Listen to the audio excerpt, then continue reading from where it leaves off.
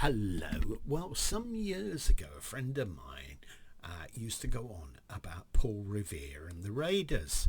Well, I'd heard about them when I was in America, and I'd seen bits of footage of them performing, and I thought, now the kind of thing in the back of my mind, sort of knock off Beatles with these ridiculous costumes. So I paid it no heed. But he said, "Oh, you really do want to listen to this. You really do want to listen to this." But I was put off by the outfits. I was put off by the outfits, so shut my ears to that. Anyway, a while ago, this CD popped up on Amazon. Paul Revere and the Raiders featuring Mark Lindsay. Revolution, the album's called. This is deluxe expanded, and it's the mono edition, which was the real true edition of this. You can see them all there with Mark Lindsay in the costumes. He's got the hat down there. It says includes "I Had a Dream," "Him or Me," "What's It Gonna Be," "Tighter," "Wanting You," "Leslie," "Reno," "Upon Your Leaving," "Gone Moving On," "Make It," "I Hear a Voice."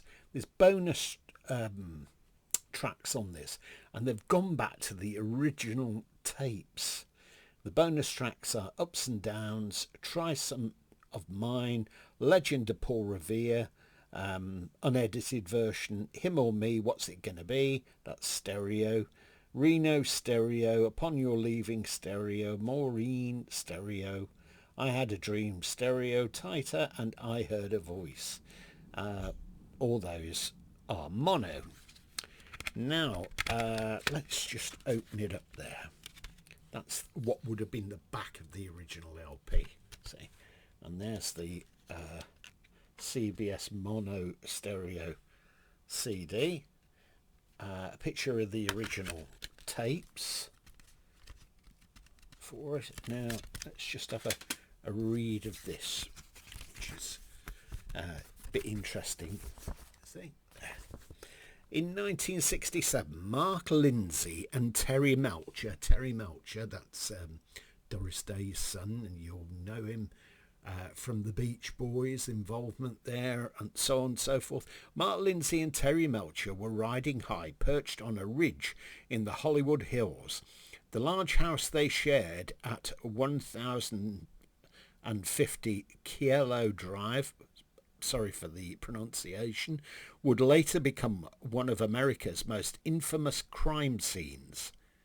The Manson murders, isn't it? Sharon Tate, etc. But in the first half of 1967, none of those dark shadows had yet touched their lives. The atmosphere was fun, idyllic, and unceasingly creative. If not all of the songs on Paul Revere and the Raiders' Revolution album, along with many others, were composed by Mark Lindsay and Terry Melcher on the baby grand piano that sat in the living room there.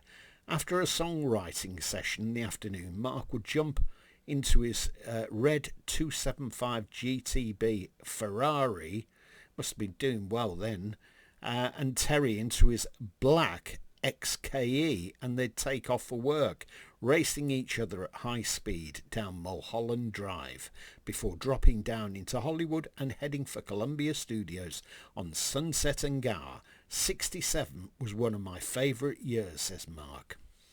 He describes a typical day for him at the time. Usually we'd write in the afternoon. We'd get up late because we were usually up late, write something in the afternoon, not necessarily what we were working on, but something for the future. And then we'd head for the studio. There's lots of information in here. I can't read it to you because, you probably get a bit bored there.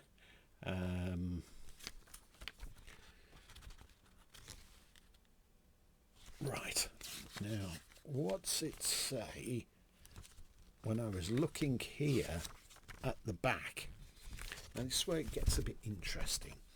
It says musicians on the album include Hal Blaine, Joe Carrero on track 9, Jim Gordon, Jim Keltner, bassist Joe Osborne, James Bond, Ray Polman, Charlie Code, track 9, and Chris Etheridge.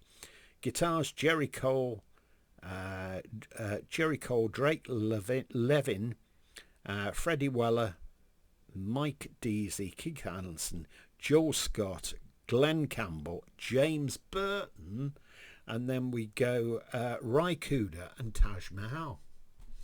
So I thought that was pretty interesting. And there's a load of other people, that worked on the sessions that I was unaware of.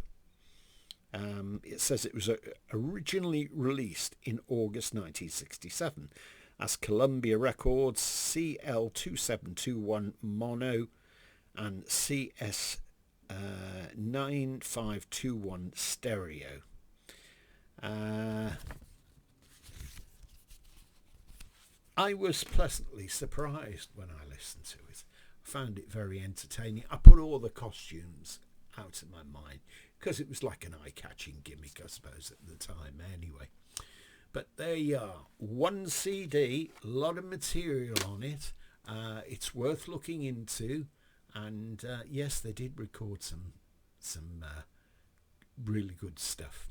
So sometimes you can let your visual prejudices put you off something that at a later date you will enjoy. And I've certainly enjoyed that. Hope you've enjoyed this video. If you have, please leave a like, and if you haven't subscribed, good time to subscribe now, and then you won't miss any of the videos that I keep making, and they're clocking up. I think this is number 650 now, and many more to go. Okay, come back soon. Bye for now, and have a great day.